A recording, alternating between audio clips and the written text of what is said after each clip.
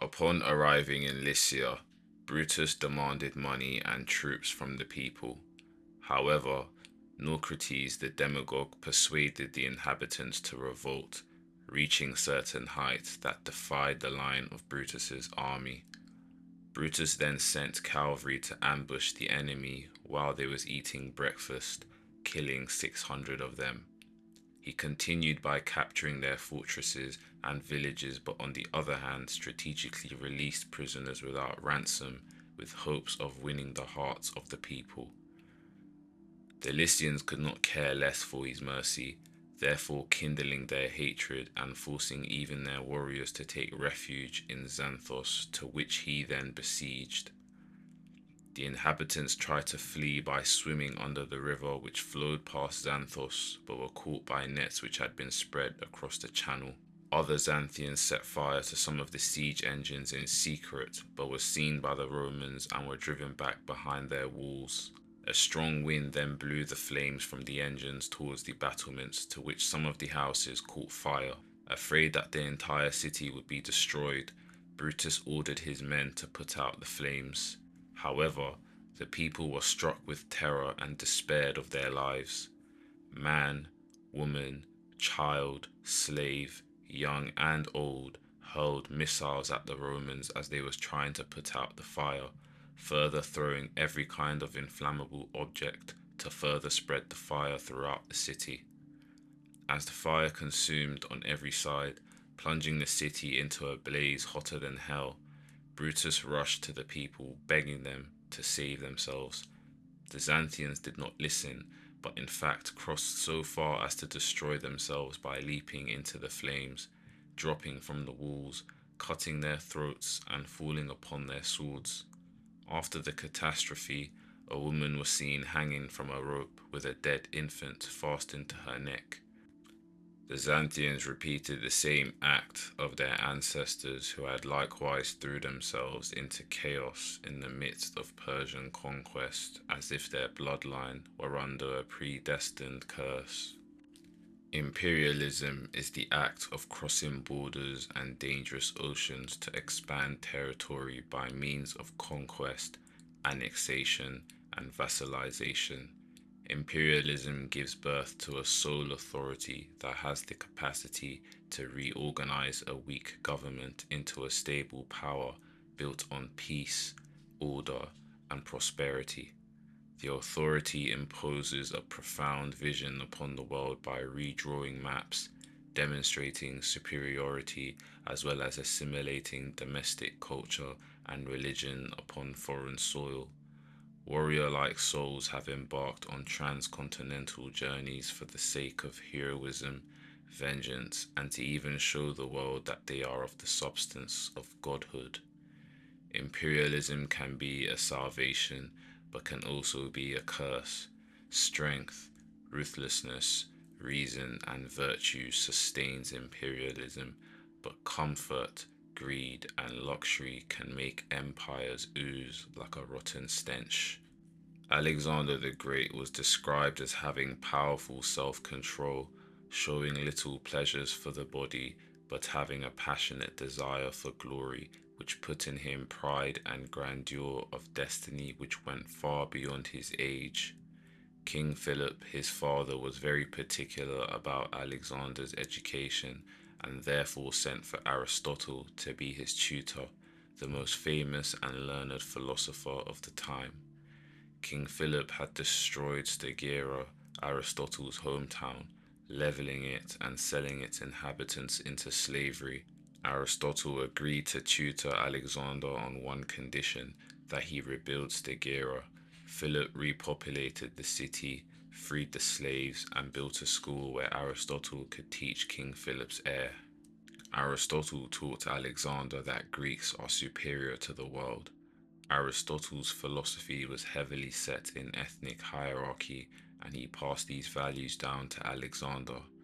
Aristotle geopolitically stated to Alexander to be a leader of Greeks and a master of barbarians, further explaining that barbarians are merely beasts and inferior peoples. In his politics, Aristotle illustrated his philosophy of natural slavery, stating that Greeks possess intellect and spirit, whereas non Greeks are the opposite, which made it a universal right and privilege for Greeks to conquer and rule over them. Alexander was deeply curious and philosophical, with a desire to be intellectually set apart. After Alexander went on Persian conquest, Aristotle published a treatise on esoteric knowledge, to which Alexander bluntly wrote to him, saying, "Greetings, you have not done well to write down and publish these doctrines you taught me by word of mouth. What advantage shall I have over other men if these theories in which I have been trained are to be made common property? I would rather excel the rest of mankind in my knowledge of what is best than in the extent of power. Farewell." This illustrates Alexander's profound love for knowledge, philosophically showing his childlike value for the development of the intellect. In 340 BCE, at the age of 16, Alexander was made regent of Macedonia and keeper of the royal seal, while King Philip was on a military campaign in Byzantium. Knowing that a mere teenager was in charge, a Thracian hill tribe took it as an opportunity to rebel.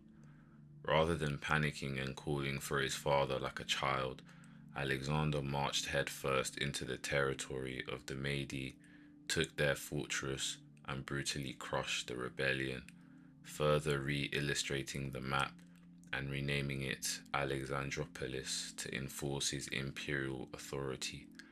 Upon Philip's death, Alexander took hold of the throne while executing his cousin Amyntas, his uncle Attalus, as well as two noble brothers, Hieromenes and Arrhabaeus, displaying the likeness of his father in Machiavellianism, ruthlessness, and grandiosity. Upon inheriting Philip's kingdom at the age of 20, Greek states among other neighboring tribes were desperate to rebel, assuming that a 20-year-old king would be weak, unlike the late King Philip. Philip had conquered them in war, but did not have enough time to accustom them to his imperial rule. He had broken down their government systems, preparing them for total reorganization, but his death had left them unsettled and confused. Alexander's advisors implored him to leave Greece to evade danger and relent the use of force. Alexander, being Alexander, done the exact opposite and thought it wise that the act of audacity and ruthlessness would establish his kingdom and authority. He was confident that even a second of weakness would allow his enemies to attack him at once. He immediately crushed the rebellion by marching as far as the Danube, overpowering the Triballi in a fierce battle. He at once marched south of Thermopylae upon hearing the Thebans had rebelled in support of the Athenians.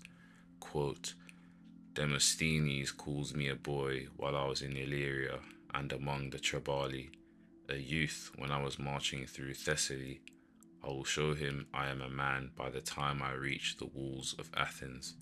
Thus Alexander sacked Athens with great bloodshed, singling out the priests, the citizens close with Macedonia, the descendants of Pindar, and those who were sold into slavery.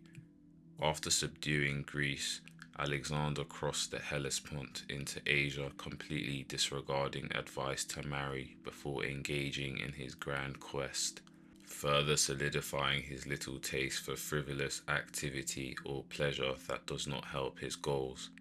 With an army of 32,000 infantry and 5,100 cavalry, Alexander threw a spear into Persian soil, declaring he accepts the gift of Asia from the gods as a kingdom won by the spear.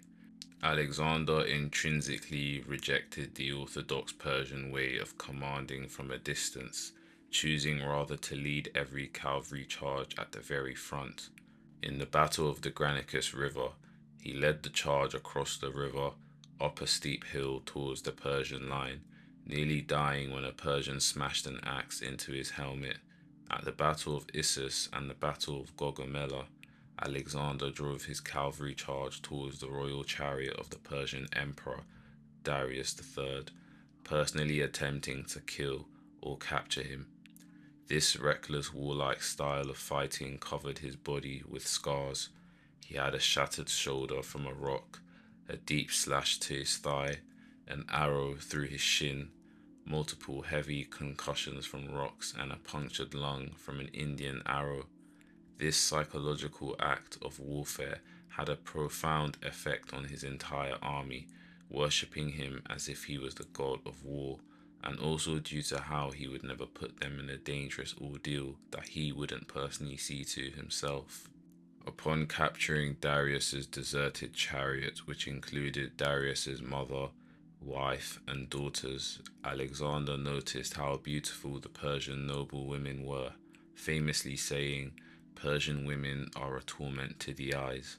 Rather than keeping them as concubines, he chose to exercise self control and eclipse their beauty from his gaze.